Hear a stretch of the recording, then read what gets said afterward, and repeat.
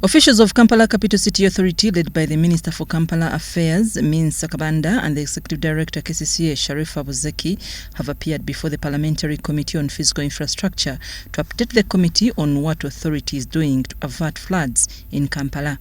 The chairperson of the committee, Mwine Mpaka, said developers have set up structures on drainage channels like at Lugogo Forest Mall, Nakivubo, and government is spending 20 billion shillings to compensate traders whose businesses were destroyed by floods in Kampala. Mpaka tasked the Executive Director KCCA to convince the committee and Ugandans that there will be no more floods along the Nakivubbo channel. Authoritatively inform this committee and Ugandans that there will no longer be any floods in Nakivubbo. Because you say you have had interventions, you have finally approved the plan of the developer. Can you... In other words, how much rainfall does it receive? Do those areas receive? 2, what is the capacity of the drainage channels? And 3, what is the capacity of the basins where they are drained to? Interest did you have in issuing permission to harm after harm had already invaded the channel? The Executive Director KCCA, Sharifa Buzeki, explained to the committee that she cannot guarantee that floods would not occur. I would not want to give that promise now because the factors that are leading to flooding are more than what we are discussing here.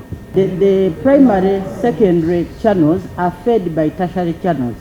They are also fed by drainage lines across the city, coming from the top, Nakasero and other hills, draining down to the lowest part of Kampala, which is around Nakivubbo and other areas. Those drainage systems have outlived their lifespan.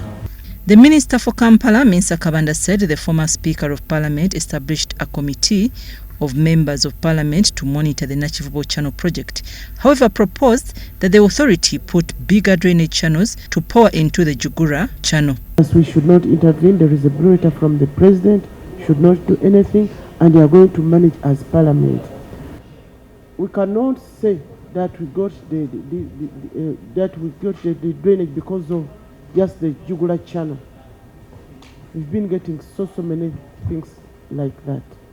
Namasuba, all the way to Rosila, all the way. I think we need to do it. We need to do a holistic approach. See how we are going to manage. Let's manage the drainage master plan and see how we can help Kampala. Kampala is in a wetland. Buzeki also assured the committee that KCCA still holds the title of Nakivubbo Channel, and in the agreement with Kiham Enterprises Uganda Limited, they did not guarantee him to construct on the whole 48 acres of the channel. As KCCA, we have a title for that channel, which gives us information that it stretches to 48 acres. The proposed development should be restricted to the surveyed 6.51 acres parcel along and straddling Nakivubbo Channel between Chagwe Road and Entebbe Road sections. Ordered for a structural integrity assessment before the building approval could be given, because now in this structure you could not approve it as a virgin structure since it had already been put in place. Whatever had been built was subjected to a structural integrity assessment before the building approval was provided. At the center of the controversy were letters from Ministry of Works warning KCCA that the channel had no capacity to manage the floods. The size of that channel he constructed have the capacity to manage, the hydraulic capacity to manage the water that goes through that channel? Yes or no? Yes. You have just told us you actually need now, what did you call it? Flood control chamber. Flood control chamber. You have just told us he didn't do the exact measurements you wanted. Is this not so? In some sections. In some sections.